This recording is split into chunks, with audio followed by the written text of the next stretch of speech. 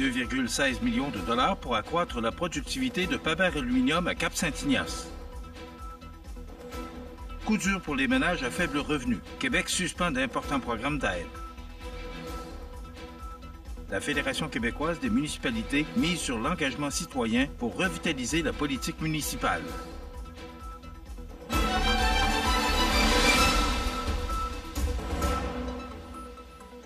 Avril 2025. Bonjour, mesdames et messieurs, et bienvenue à votre bulletin régional sur le réseau de télévision CMA TV. La ministre de l'Économie, de l'Innovation et de l'Énergie et ministre responsable du Développement économique régional, Mme Christine Fréchette, le député de la Côte-du-Sud, Mathieu Rivet, et Investissement Québec ont annoncé lundi après-midi des investissements totalisant 2,157 000 $, 157 000 $, oui, en vue d'appuyer un projet d'acquisition d'équipements spécialisés évalué à plus de 4,3 millions de dollars de l'entreprise manufacturière Paber Aluminium. Mario Lacombe était sur place et voici son reportage.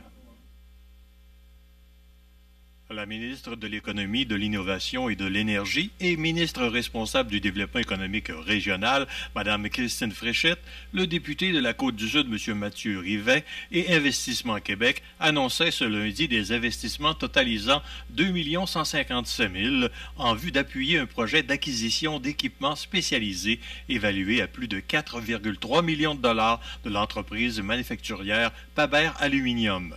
Le fabricant de pièces d'aluminium de Cap-Saint-Ignace pourra ainsi acquérir et installer de nouveaux équipements plus performants à rayon X notamment, qui lui permettront d'améliorer sa productivité grâce à des gains d'efficacité et à une capacité de production accrue. Dans le contexte géopolitique actuel, il est plus que jamais nécessaire d'investir dans la productivité des entreprises québécoises pour les rendre plus attrayants et compétitifs dans des secteurs stratégiques comme celui de l'aluminium. La ministre de l'Économie, de l'Innovation et de l'Énergie et ministre responsable du Développement économique régional, Mme Christine Fréchette. Alors, j'ai le plaisir d'annoncer aujourd'hui l'attribution de prêts totalisant près de 2,16 millions de dollars à cette entreprise manufacturière. De ce montant, il y a un prêt de 1,3 million qui provient du programme ESSOR d'Investissement Québec et il y a 860 000 $ qui sont issus des fonds propres d'Investissement Québec. Ce sont des sommes, en fait, qui vont lui permettre d'acquérir et d'installer de nouveaux équipements plus performants, de manière à augmenter la productivité. On parle d'un projet d'investissement d'une valeur totale de plus de 4,3 millions de dollars, ce qui va permettre d'accroître la productivité de l'entreprise, tout comme elle va permettre de générer des gains d'efficacité. Et ça, c'est crucial. Et ça va permettre également d'accroître la production. Donc, on aime ça parce que quand on fait plus, on a plus de volume, et bien plus de retombées. Et en plus, rehausser la productivité, ça, c'est un défi qui est très important au Québec. Et manifestement, vous avez pris le taureau par les cornes et vous avez dit, voilà, on fonce, on va de l'avant avec nos investissements. De plus, la ministre Fréchette en a profité pour souligner l'importance pour les entreprises du Québec d'investir dans la modernisation de leurs installations en vue d'accroître leur productivité. Et je voudrais dire en fait qu'à l'ensemble des entreprises, c'est le moment ou jamais pour investir justement dans la productivité. On a des vents contraires. Je dirais que l'approche à ne pas adopter, ce serait de repli et d'espérer que ça va passer. Non, au contraire, il faut foncer, il faut faire les gestes pour faire en sorte d'améliorer notre positionnement comme entreprise, d'investir dans le rehaussement de la productivité. Alors, c'est ce que fait Paber Aluminium et je vous en félicite. C'est toute l'économie régionale et du Québec qui en bénéficie. En terminant, la ministre Christine Fréchette et le député Mathieu Rivet nous ont accordé une grande entrevue qui sera diffusée un peu plus tard sur nos ondes. Ici Mario Lacombe au Cap-Saint-Ignace pour CMA TV Information. Alors effectivement, Mario vient de le mentionner, nous aurons en entrevue Mme Geneviève Paris, qui est vice-présidente de Paber Aluminium, et après quoi nous recevrons Mme Christine Fréchette, qui est la ministre de l'Énergie, de l'Innovation et de l'Économie, donc un peu plus tard dans notre émission, en compagnie du député Mathieu Rivet. La MRC de Kamouraska joint sa voix à celle de l'Union des municipalités du Québec et de la table régionale des élus du Bas-Saint-Laurent pour dénoncer la suspension de plusieurs programmes d'aide destinés aux propriétaires occupants à faible revenu. Une décision annoncée dans la foulée du budget 2025-2026 du gouvernement du Québec qui est entrée en vigueur le 1er avril dernier. Cette suspension touche directement les programmes Rénovation Québec et Réno Région, ainsi que la prolongation de l'arrêt du programme d'adaptation de domicile. Ce sont donc des dizaines de ménages en situation de vulnérabilité qui perdront un soutien essentiel à la réalisation de travaux de réparation urgents et à l'amélioration de leur qualité de vie.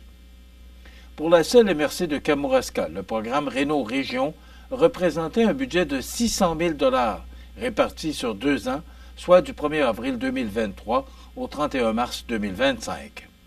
Cela permettait d'accompagner environ 15 dossiers par année, offrant un soutien direct à des propriétaires à revenus modestes sur l'ensemble du territoire.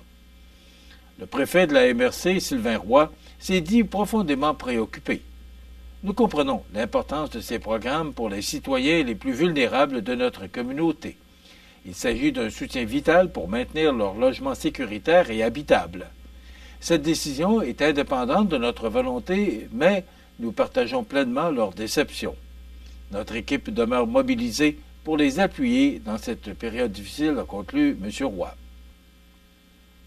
Lors de sa séance du 9 avril 2025, le Conseil de la MRC a adopté une résolution officielle demandant au gouvernement de reconsidérer, en urgence, sa décision de suspendre le programme Réno Région. À cette coupure s'ajoute aussi la fin du programme Petits établissements accessibles qui visait à favoriser l'accessibilité universelle pour les personnes handicapées dans les petits commerces et bâtiments publics. Un autre recul en matière d'inclusion et d'autonomie. Enfin, la suspension prolongée du programme d'adaptation de domicile soulève également des inquiétudes majeures. Ce programme de la Société d'habitation du Québec offrait un soutien financier variant entre 90 000 et 200 000 $ par année pour adapter les logements des personnes vivant avec un handicap. Il permettait, entre autres, de rendre accessible la salle de bain, la chambre, la cuisine ou l'entrée principale, dans le but de favoriser le maintien à domicile en toute dignité. La MRC de Kamouraska invite la population à consulter régulièrement son site Web et sa page Facebook pour se tenir informé des développements à venir dans ce dossier. La Fédération québécoise des municipalités mise sur l'engagement citoyen pour revitaliser la politique municipale. Tous les détails après la pause. Le restaurant Pizzeria Porto Bellissimo, un incontournable à Saint-Jean-Port-Joli. Pizza débordante de garnitures, menus variés et abordables. Délicieux desserts avec des produits de grande qualité des gâteries de l'Ami. Porto Bellissimo et les gâteries de l'Ami, route de l'église à Saint-Jean-Port-Joli. Pour un nouveau look, découvrez la nouvelle collection printanière pour toute la famille chez Chaussures Pop aux Galeries Montmagny. Une équipe dynamique et un service personnalisé vous attendent chez Chaussures Pop aux Galeries Montmagny ou chaussurepop.com. L'anguille d'Amérique est le seul poisson canadien qui naît dans l'eau salée, migre vers l'eau douce, puis retourne à l'océan pour frayer. L'anguille subit plusieurs changements pendant sa vie, se transformant de l'œuf au leptocéphale, civelle transparente, civelle pigmentée, anguille jaune, puis finalement anguille argentée. Autrefois abondante, certaines populations ont été réduites de 99 %. Des mesures de conservation ont assuré la protection et le rétablissement de l'anguille d'Amérique. Pour en savoir plus, ffdp.ca. Vous regardez CMA TV, le réseau de l'information sur la Côte-du-Sud. La Fédération québécoise des municipalités, la FQM, lance une campagne d'envergure intitulée « Passe à l'action pour la région », avec pour objectif de redonner ses lettres de noblesse à la politique municipale. Dans un contexte où 10 % des élus municipaux ont quitté leurs fonctions au cours des 4 dernières années, la FQM préfère mettre en lumière les 90 % qui poursuivent leur engagement avec passion. Cette initiative tombe à point nommé, alors que le Québec s'apprête à vivre une année électorale municipale. Elle vise à rappeler l'importance de l'implication citoyenne, surtout en région, où la vitalité démocratique dépend, en grande partie, de l'engagement de personnes de tous horizons. Au cœur de la campagne, la Fédération québécoise des municipalités souhaite susciter des vocations, en particulier chez les jeunes et les femmes. En proposant des modèles inspirants et en facilitant l'accès à l'information, Elle veut briser les barrières qui freinent l'engagement et montrer que chacun peut avoir sa place autour de la table du Conseil. Jacques Demers, président de la Fédération, maire de Sainte-Catherine de Hatley et préfet de la MRC de Memphremagog, insiste. Les élus municipaux sont au cœur du développement de nos régions. Il est essentiel de reconnaître leur travail et d'encourager une relève engagée et à l'image de nos communautés. Pour soutenir les futurs candidats, la Fédération québécoise des municipalités déploiera divers outils accessibles sur son site Web. Ceux-ci incluent des guides pratiques sur les étapes d'une campagne, le rôle des élus et des témoignages inspirants. Parmi ces témoignages, une série de capsules vidéo présente des parcours variés d'élus de différentes régions du Québec. La première capsule, maire vedette Antoine Tardy, maire de Victoriaville et premier vice-président de la Fédération québécoise des municipalités, qui revient sur ses 12 années en politique et les défis rencontrés en tant que jeune maire. Les capsules suivantes donneront la parole à Micheline Anctil, Guy Saint-Pierre et Luc Simard, et chacun partagera son cheminement vers la politique municipale. Stephen Larose, maire de Montcalm, abordera, quant à lui, le rôle de leadership dans les projets majeurs, tandis qu'Audrey Boisjoli et Maggie Richard parleront de leur expérience de femmes en politique municipale et de la perception de leurs collègues. En somme, la campagne de la Fédération québécoise des municipalités veut redonner le goût de la politique municipale et inspirer une nouvelle génération à passer à l'action pour leur région. La MRC de Lillet annonce l'ouverture d'un appel à projet dans le cadre du Fonds de vitalisation visant à soutenir des initiatives structurantes pour la vitalité des collectivités de Saint-Adalbert, Sainte-Félicité, Saint-Omer et Tourville. Les projets peuvent être déposés dès maintenant jusqu'au 1er mai 2025 inclusivement. Le Fonds de vitalisation est une enveloppe financière issue d'une entente de vitalisation économique signée entre les 4 municipalités mentionnées ci haut, la MRC de Lillet et le ministère des Affaires municipales et de l'Habitation. L'aide financière accordée pour atteindre 90% des dépenses admissibles, hormis pour les entreprises privées où celle-ci ne pourra dépasser 50%. Les municipalités, organismes et entreprises intéressées sont invités à consulter les informations concernant ce fonds sur le site Internet de la MRC de Lillet dans la section Fonds, Programmes et aides financières. Pour plus d'informations ou pour un soutien dans le dépôt d'une demande, communiquez avec Mme Joséanne Dumais, directrice des opérations du Service de développement local et régional, au 88 598 3076 poste 259 ou encore par courriel. Enfin, le journal communautaire Le Rivière-Ouelle soufflera ses 15 bougies en 2025 et la population de Rivière-Ouelle est invitée à souligner cet anniversaire lors d'un événement festif le dimanche 4 mai prochain de 14 à 16 heures à la salle du Tricentenaire. Fondé en 2010, le Rivière-Web est devenu un pilier de l'information locale, alimenté par la passion de plus de 200 bénévoles. Avec 178 numéros, plus de 3000 textes et 3300 pages publiées, ce journal donne une voix aux comités, aux organismes et aux citoyens de la région. Pour marquer l'occasion, 2 éditions spéciales seront lancées. La première, intitulée « La petite histoire du journal Le Rivière-Web », racontera l'évolution du journal de ses débuts à aujourd'hui en rendant hommage à ses artisans. La seconde, entièrement rédigée par les élèves de l'école primaire des Vents et Marées, témoignera du regard jeune et créatif des enfants sur leur milieu. Les 2 publications seront en vente lors de l'événement.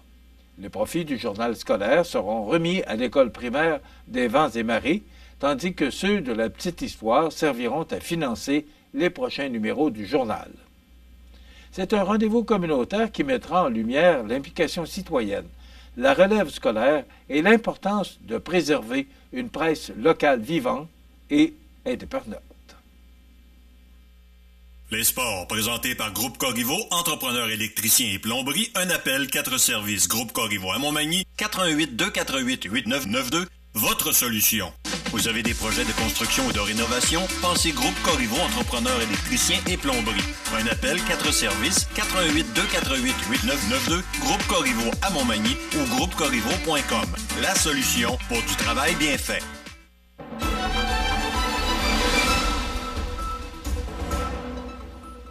Au sport, les 4, 5 et 6 avril dernier, l'Aréna de Saint-Pamphile accueillait le tournoi des 8, un événement annuel devenu un incontournable pour les passionnés de hockey.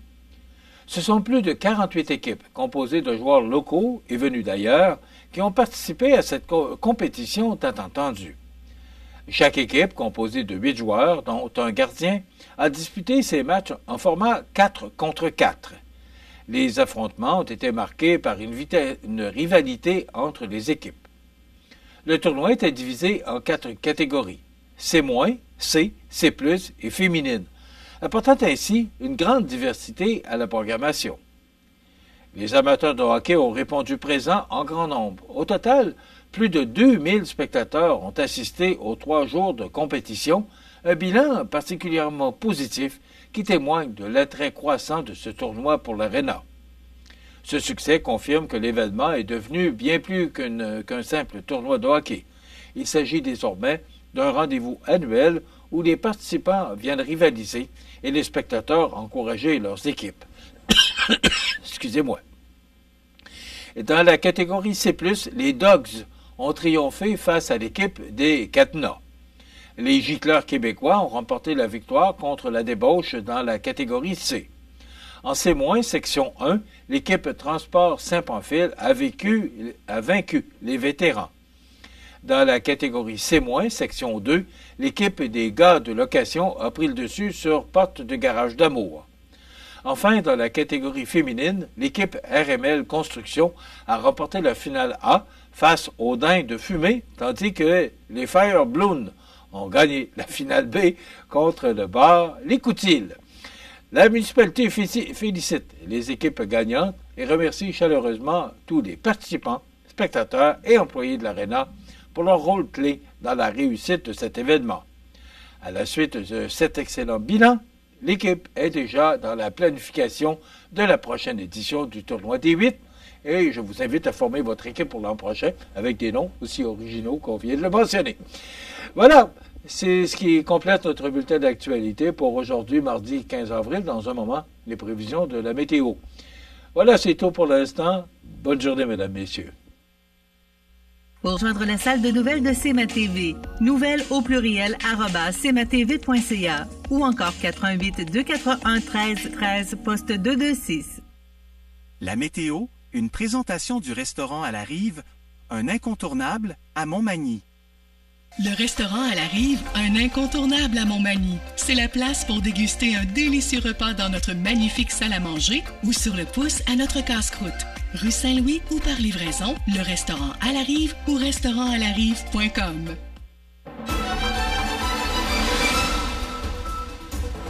Un beau début de semaine, un beau lundi, quand même du temps doux. Là, c'était vraiment agréable, du soleil, une belle journée. Mais là, ça va se gâter un peu pour les prochaines 48 heures. Vous le voyez sur l'image satellite, là, c'est un important système là, qui va nous affecter jusqu'à tard mercredi. Mais le beau temps devrait revenir en principe jeudi. Donc, ça nous donne pour aujourd'hui, mardi, de la pluie intermittente, risque d'orage en après-midi, des vents devenant du nord-est à 20 km/h en mi-journée, avec un maximum de 5 degrés. Ce soir, la nuit prochaine, averse de pluie devenant mêlée de neige au cours de la nuit, nappe de brouillard avec un minimum de +1. Demain, mercredi, pluie intermittente mêlée de neige, nappe de brouillard se dissipant le matin, maximum de 3. Jeudi, soleil-nuage, 6 degrés. Vendredi, soleil avec 9. Pour la fin de semaine, pour l'instant, de la pluie pour samedi. Ce serait beau pour dimanche et lundi de Pâques. Ce sera congé pour tout le monde, y compris pour tout le personnel de CMA-TV. Les normales de saison, sans l'année, sont de 8 le jour, moins 2 la nuit. Le soleil s'est levé à 6h moins 5 ce matin, et se couchera à 7h30 ce soir. Il fait actuellement 6 degrés à l'extérieur des studios de CMA-TV. Les vents soufflent de direction nord-est à 10 km/h. L'humidité est à 66 % et la pression barométrique est à 99,6 kPa. Maintenant, pour le menu de cette émission du 15 avril, dans un moment, on reçoit Mme Geneviève Paris, qui est vice-présidente de Paber Aluminium, pour l'annonce qu'on vous a parlé il y a quelques instants dans le bulletin nouvelles. Et j'ai eu le plaisir de rencontrer la ministre Fréchette, qui est ministre de l'Économie, de l'Innovation et de l'Énergie, avec Mathieu Rivet, député de Côte-du-Sud, qui seront notre invités à 8h35. Après quoi, chronique La Pouponnière et, bien sûr, les avis de décès. C'est le menu qu'on vous propose. Il y aura l'actualité, bien sûr. Voilà, c'est le menu de cette émission du 15 avril. Bonne émission.